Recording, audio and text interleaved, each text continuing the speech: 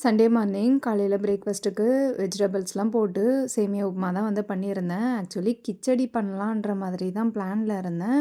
பசங்க சாப்பிடுவாங்களா என்னன்னு தெரியாம, சரி உப்புமாவே செஞ்சுருவோம் அப்படின்ட்டு உப்புமா தான் வந்து செஞ்சிருந்தேன்.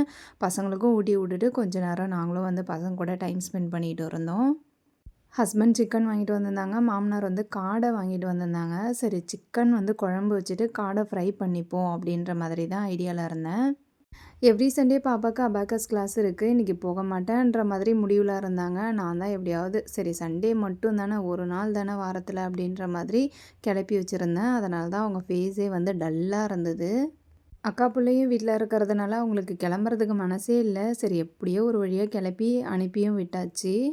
2 பர்னரில் மாற்றி மாற்றி குழம்பு, ஃப்ரை அப்படின்ற மாதிரி கடகடன்னு தான் கொஞ்சம் வேலை போயிட்டே இருந்தது.